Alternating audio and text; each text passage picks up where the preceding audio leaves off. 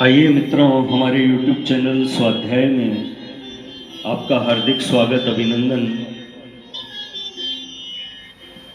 आज हम आपके लिए लेकर आए हैं भक्त की प्रतीक्षा और ईश्वर के दर्शन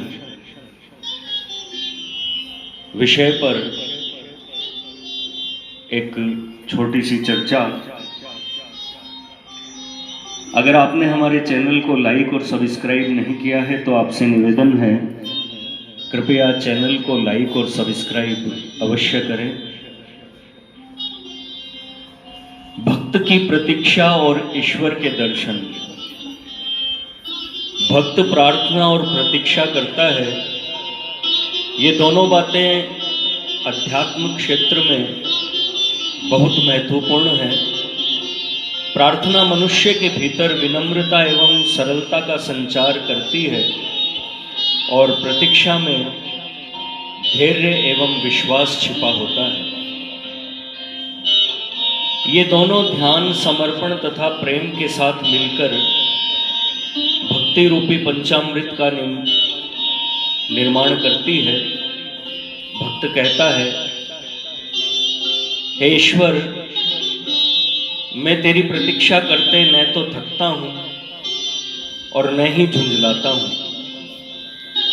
मैं अपनी आंखों को मूंदने भी नहीं देता, हृदय की पंखुड़ियों को मुरझाने नहीं देता, प्रतीक्षा की प्यास में सूखे ओठों को खामोश नहीं होने देता। लगातार तेरी प्रार्थना करता हुआ तुझे पुकारता रहता हूँ। हे ईश्वर, मैं तेरे आने की हर आहट पाने के लिए सदा सजग रहता हूँ। मुझे अपनी कराहती सांसों की आवाज़ तक नहीं सुनाई पड़ती। मुझे अपनी पलकों के रंगमंच पर नृत्य करते थिरकते आंसुओं की पद ध्वनि तक सुनाई नहीं पड़ती। तेरे आने की कल्पना करते करते मेरे विचार रूपी पक्षियों की मधुर आवाज़ भी मुझे सुनाई नहीं पड़ती। मैं सिर्फ तुम्हारे आने पर स्वागत करने को आतुर तो बना रहता हूँ, पर स्वागत की तैयारी करने में मैं अपने आप को अयोग्य पा रहा हूँ। मैं अकेला हूँ, मेरे साथ कोई नहीं है। साथ अगर कोई है तो प्रतीक्षा में रत मेरी व्याकुल आँखें, मेरी अकुलाती सकुचाती व्यथित दृष्टि, अपने टूटते पंखों को समेटती पीड़ित आशा, सांसों की कतरनों को बटोरती बूढ़ी अभिलाषा, समय के दौड़ते भागते कदमों तले कुचली आहत होती दर्शन की प्यासी इच्छा। हे ईश्वर, मैं चारों ओर से आती पवित्र खुशबू से पूछता फिरता हूँ कि बता, क्या यह सुगंध मेरे प्रतीक्षित प्रभु की तो नहीं है? गंध मुस्कुराती है, कुछ बोलती नहीं। वह बोलती भी है तो उसके शब्द ज्ञानियों की तरह गूढ़ अर्थ लिए होते हैं जिन्हें मैं समझ नहीं पाता। फिर भी मैं सोचता हूँ कि चारों ओर से पुण्य विचार मुझ तक आते रहें और मेरे अंतः में उठते विचारों को सुवासित करते रहें। हो सकता है कि मैं जिसकी प्रतीक्षा में हूँ वह निराकार इन्हीं विचारों के गर्भगृह में बैठा प्रकट हो रहा हो। ऋषि मुनियों के ग्रंथों से भी उठती महक मेरे प्रतीक्षारत पलों को हल्का कर जाती है। मैं उनकी वाणी में तुम्हें खोजता रहता हूँ। उनकी वाणी को पार्श्व संगीत तेरी ही वीणा से मिलता होगा, वरना उनमें माधुर्य और कहाँ से आ सकता है। सच, जब भी तेरी वीणा की झंकार गूंजने लगती है तो आभास होता है कि तेरे श्रृंगार की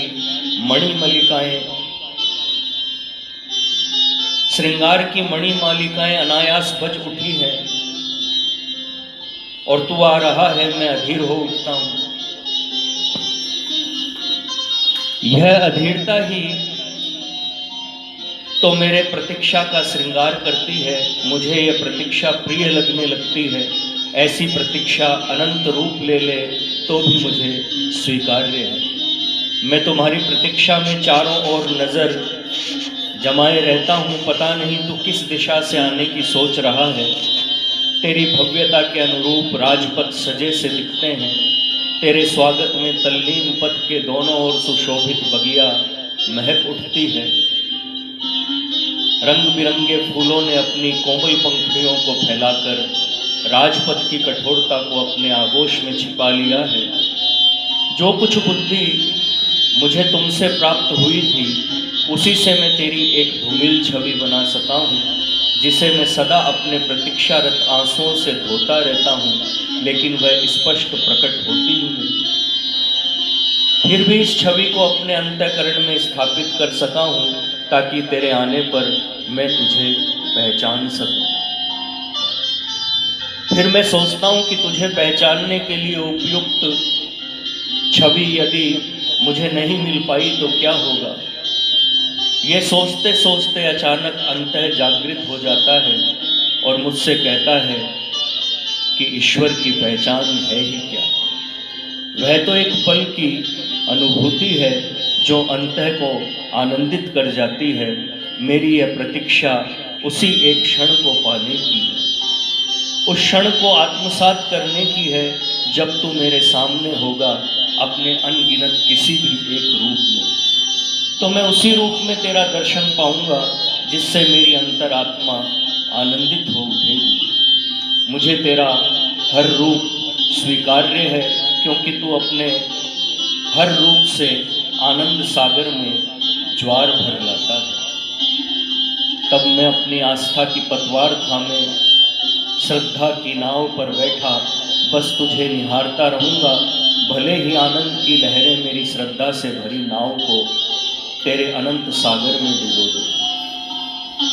इस तरह मैं एक शक्तिहीन, भक्तिहीन, बुद्धिहीन, दृष्टिहीन भक्त का रूप धरकर तेरी प्रतीक्षा कर रहा हूँ।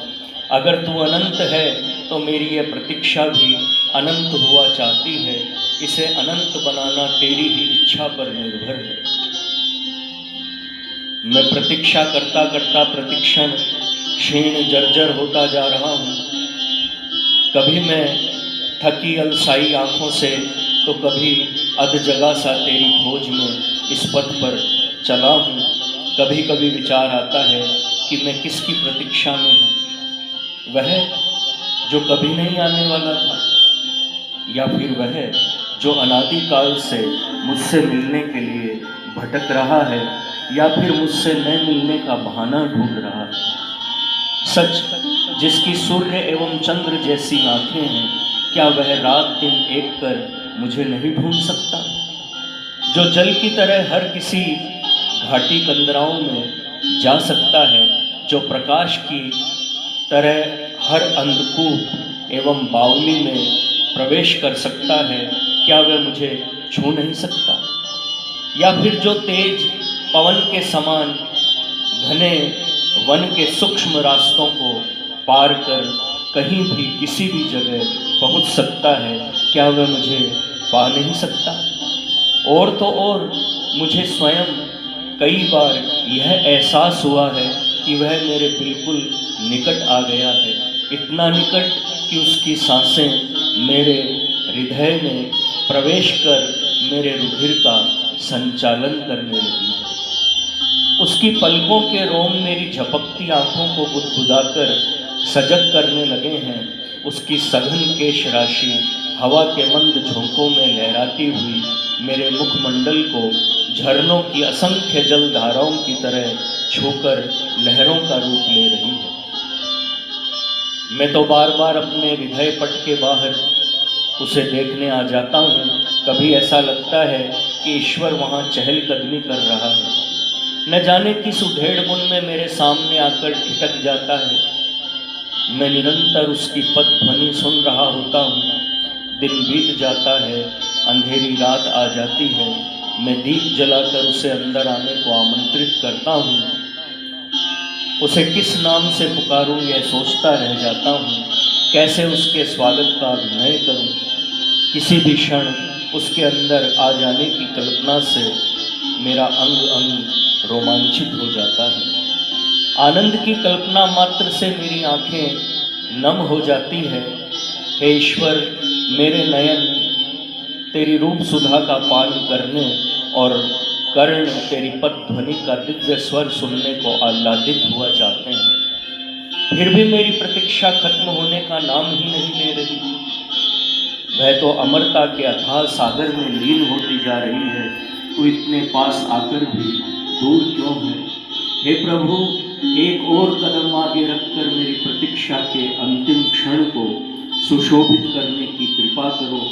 यदि वहाँ खड़े रहकर तुझे मुझ में कुछ पाप छल छद्म दिखता है तो उन्हें अपने तेज से भस्म कर दे, परंतु तू अब लौटने की न सोच। हे नाथ, तेरी लीला का देखना भी एक अद्भुत अनुभव है। उसे देख देख कर आनंदित होने का सौभाग्य मुझे मिल रहा है। सच तेरी लीला का कोई अंत नहीं है और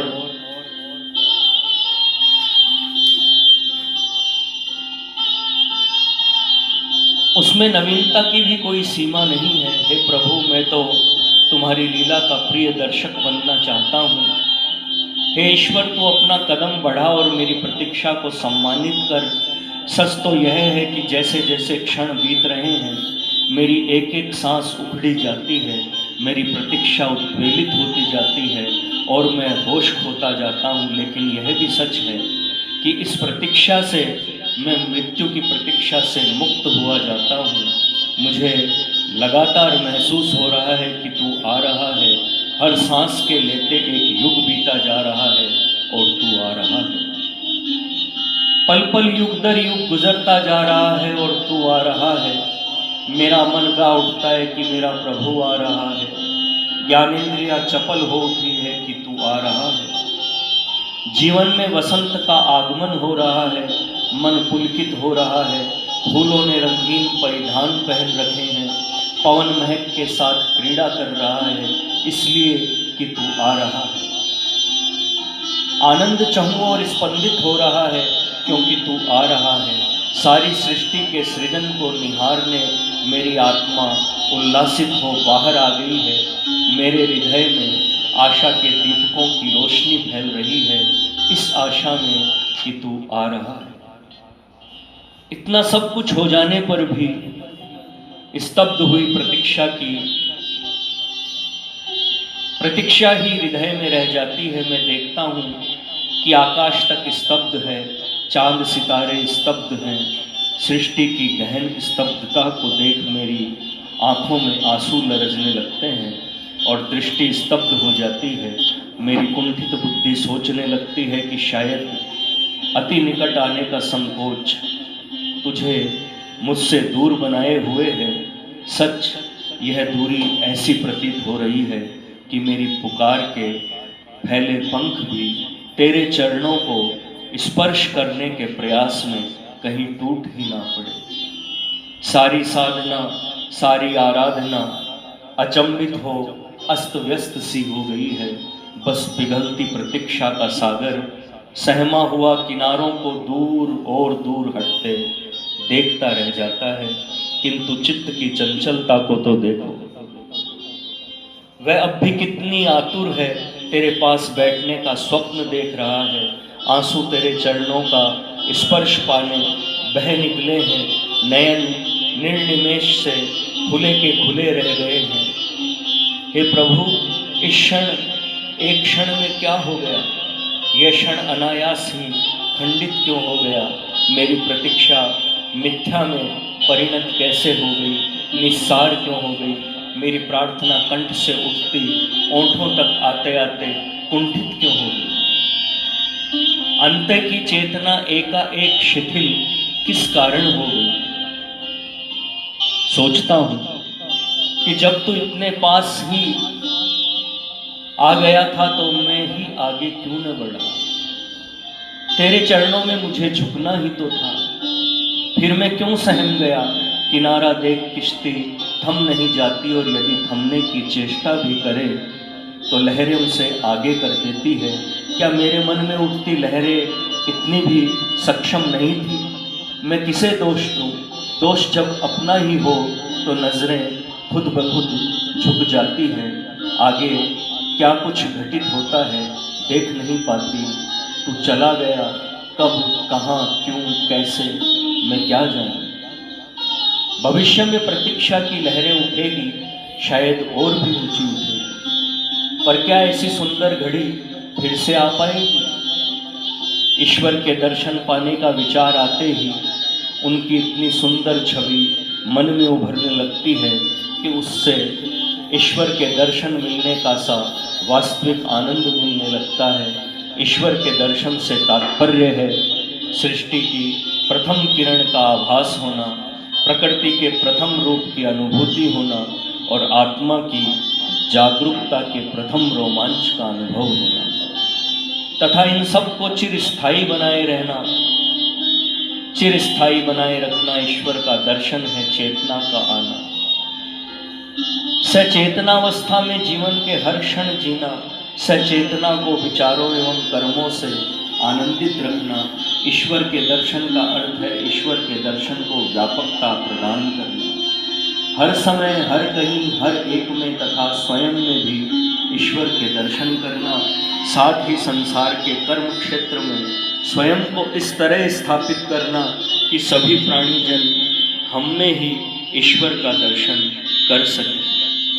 ईश्वर के दर्शन का मूल मंत्र है स्वयं में ईश्वर को प्रतिबिंबित करते हुए प्रज्वलित दीपक की तरह ईश्वरीय आभा को चारों ओर फैलाना। ईश्वर तो मिले हुए हैं, सिर्फ सचेतना की जरूरत है जो हर वक्त उनके पास होने की याद कराती रहती है। ईश्वर के स्मरण से हृदय सरल हो जाता है और सरल हृदय ही ईश्वर का स्मरण करता है। हृदय की सरलता ईश्वर को हमसे दूर नहीं होने देती। स्मरण उसी का किया जाता है जो अपना होता है, हमारे हृदय में होता है और जिसके स्मरण से हमें शांति मिलती है, सुकून मिलता है, आनंद मिलता है। मित्रों, यह थी